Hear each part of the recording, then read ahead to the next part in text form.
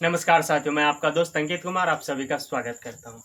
तो आज की इस क्लास में हम लोग जानेंगे वास्तविक संख्या, real number, chapter 1 class 10th के जो महत्वपूर्ण बातें हैं, जो कॉन्सेप्ट क्लासें होते हैं उनके बारे में।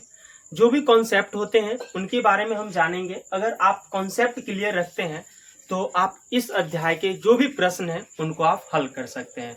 तो आज यह मेरा पहला वीडियो है जो कॉन्सेप्ट के ऊपर आधारित होगा।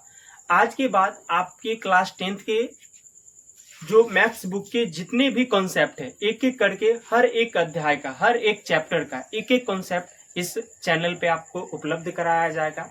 तो हम लोग आज जानेंगे जो वास्तविक संख्या, रियल नंबर का कौन सा कॉन्सेप्ट पहला है वो। उससे पहले हम लोग जान लेते हैं कि वास्तविक संख्या क्या होता है, रियल नंबर क्या होता है। वास्तविक संख्या किसे कहते हैं? वे सभी संख्याएं जिन्हें संख्या रेखा पर दर्शाया जा सकता है वास्तविक संख्या कहलाती है। यानी वे सभी संख्याएं, जितनी भी संख्याएं हैं जिसे हम संख्या रेखा पे दर्शा सकते हैं। अब यहाँ पे एक वर्ड आया संख्या रेखा। संख्या रेखा किसे कहते हैं? एक होता है संख्या रेखा ये, जिसके मध्य बिंदु में ओ होता है, जिसे शून्य भी कहा जाता है, और शून्य के दाईं ओर A1 2 3 4 1 2 3 4 ये सब धनात्मक संख्याएं, धनात्मक संख्याएं। और इस साइड जो होंगे -1 -2 -3 ये सब होंगे ऋणात्मक संख्याएं, ऋणात्मक संख्याएं। यानी इस संख्या रेखा पर जो भी संख्या रेखा को दर्शाएगा, जो भी संख्या को दर्शाया जा सकता है, वो सभी परिमेय संख्या, वास्तविक संख्याएं कहलाएगी। जैसे अगर एग्जाम्पल में बात करें तो एक, अगर यहाँ पे करेंगे 1/2 5 ये सब वास्तविक संख्याएं हैं। अगर -1 भी ले ले ये भी वास्तविक संख्या है, -5 ये भी वास्तविक संख्या है, √3 ये भी वास्तविक संख्या है, पाई भी एक वास्तविक संख्या है, इसका भी कुछ वैल्यू होता है 3.14। अगर इसका मान निकालेंगे तो इसके 3.14 के आप साथ आएगा। तो ये सभी जो संख्या रेखा पे दर्शाया जा सकता है वास्तविक संख्याएं कहलाता है। अब इस चैप्टर में होता है परिमेय फर्स्ट 1.1। उस परिमेय के बारे में जानते हैं। अगर वो कॉन्सेप्ट क्लियर है तो इनके जो क्वेश्चन है, कॉन्सेप्ट क्लियर होगा, आपका कॉन्सेप्ट पे आधारित जो भी क्वेश्चन होंगे उनको आप बना सकते हैं। तो परिमेय 1.1 क्या कहता है उनको जानते हैं। तो परिमेय 1.1 जानते हैं, जिनका नाम है यूक्लिड विभाजन परिमेय का।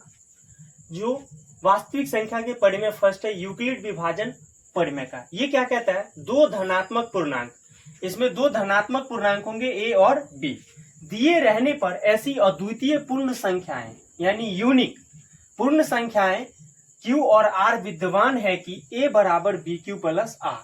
यानी यह एक यूक्लिड विभाजन परिमेय का है जो बताता है दो धनात्मक पूर्णांक a और b, यहाँ पे क्या a और b दिए रहने पर ऐसी अद्वितीय पूर्ण संख्याएं q और r विद्यमान है जिसमें a बराबर bq प्लस r, a बराबर bq प्लस r, जिसमें a और b तो दो धनात्मक पूर्णांक है, b जो होगा ये भागफल कहलाएगा, भागफल, और r का जो मान होता है वो शेषफल कहलाता है, r का जो मान है वो शेषफल कहलाता है। ये हमारा यूक्लिड विभाजन परिमेय का है। इस परिमेय पे आधारित बहुत सारे क्वेश्चन SCF निकालने के लिए किया जाता है। यहाँ पे दो संख्याएं दिया रहेंगे, उनमें शेषफल भागफल निकाला जा सकता है। SCF जैसे हम निकालेंगे, दो संख्याएं a और b धनात्मक पूर्णांक दिया रहे तो हम उनका भागफल और शेषफल कैसे निकालते हैं उनको जानेंगे। इसमें नोट पॉइंट है जो जानना बहुत इंपॉर्टेंट है आपके ऑब्जेक्टिव के लिए। कहता है सर्वप्रथम इस परिमेय का जो उल्लेख है, ये जो यूक्लिड विभाजन परिमेय का उल्लेख यूक्लिड एलिमेंट्स की पुस्तक 7 में किया गया है। जो परिमेय यूक्लिड विभाजन परिमेय का, इसका उल्लेख सर्वप्रथम यूक्लिड एलिमेंट्स की पुस्तक 7 में किया गया है। ये पहला पॉइंट है। दूसरा पॉइंट कहता है यूक्लिड विभाजन एल्गोरिथम, जिसको एक और विधि के नाम से जानते हैं। यूक्लिड विभाजन एल्गोरिथम और यूक्लिड विभाजन परिमेय के एक दूसरे के परस्पर समान बराबर होता है, इसीलिए यूक्लिड विभाजन परिमेय को कभी यूक्लिड विभाजन एल्गोरिथम भी कहा जाता है। इसे कलन विधि इसी परिमेय पर आधारित है। ये जो कलन विधि है यूक्लिड विभाजन परिमेय का और यूक्लिड विभाजन एल्गोरिथम, जिसको हम कलन विधि के नाम से जानते हैं, इसी परिमेय पे आधारित है। कौन सा? यूक्लिड विभाजन परिमेय पे। तीसरा पॉइंट कहता है यूक्लिड विभाजन एल्गोरिथम दो धनात्मक पूर्णांक का HCF HCF, यहाँ पे गौर से देखिएगा, यूक्लिड विभाजन प्रमेय का जो है या एल्गोरिथम है, दो धनात्मक पूर्णांकों का HCF परिकलित करने की एक तकनीक है। HCF क्या होता है? Highest common factor.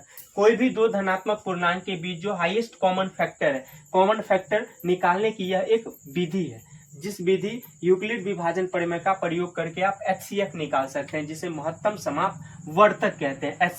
HCF निकालने का यह एक विधि है। हम एक उदाहरण के माध्यम से समझेंगे कि यह जो यूक्लिड विभाजन प्रमेय का है, इसका हम उपयोग HCF परिकलित करने में किस प्रकार करते हैं। तो एक उदाहरण जैसे देखिए 135 और 225, मान लीजिए कि ये दो धनात्मक पूर्णांक है। A मान लीजिए ये है और B ये है, दो धनात्मक पूर्णांक है। बड़े संख्या को A और छोटी संख्या को B मानते हैं। अब यूक्लिड विभाजन प्रमेय का प्रयोग करके बताते हैं ये B बराबर BQ प्लस R होता है कैसे। इससे पहले आपको HCF जो सिखाया गया है, HCF कैसे निकालते हैं उनको हम निकाल लेते हैं। जैसे HCF आपको बचपन में सिखाया होगा, 135 है और 225 है। इसको अगर लगाएंगे तो 1 जा लगेगा तो 135, ये क्या आएगा 5 और 5 0, और ये 12, 2 में से 3 जाएगा नहीं तो ये 12 हो जाएंगे, 12 में से 3 जाएंगे तो ये 9 और ये कैंसिल हो जाएंगे। फिर यहाँ पे आएंगे 135, ये 1 जा लगेगा तो 19, और ये फिर 5 आएगा और ये फिर 13 तो ये 4 आएगा, और फिर लगाएंगे तो ये 19 आएगा, और 45 2 जा क्या होता है 19। तो इस तरीके से हमारा ये जो HCF निकला वो कितना निकला 45, हाईएस्ट कॉमन फैक्टर। अब इस तरीका को जानने के बाद हम इसमें फिट करते हैं A बराबर यूक्लिड विभाजन जो प्रमेय का है, यूक्लिड विभाजन एल्गोरिथम में ये क्या कहता है, A बराबर BQ प्लस R। A का मान मेरा क्या है 225, हमने B का मान क्या है 135। हम कितना जा भागफल, अभी थोड़ी देर पहले बताया है कि Q क्या कहलाता है, भागफल R शेषफल। तो हमारा भागफल कितना 1 और शेषफल कितना निकालना, रिमाइंडर जिसको कहेंगे 19। हमारा नेक्स्ट मान होगा A का मान 135 इक्वल टू, अब ये जो भाग हम कितने से दे रहे हैं, B का मान यहाँ पे क्या होगा 19, भागफल हमारा क्या है 1 है तो 1 रखेंगे, शेषफल हमारे कितना है 95 है तो 95 रखेंगे। अब देखिए यहाँ पे 90 आ जाएगा और यहाँ पे क्या आएगा 45, 2 और शेषफल कितना आ गया 0। यहाँ देखिए LHS इक्वल टू RHS, 19 50 45 2 जा 19, तो यहाँ पर जो हमारा HCF निकल के आया वो कितना निकल के आया 45। ये हमारा यूक्लिड विभाजन प्रमेय का है।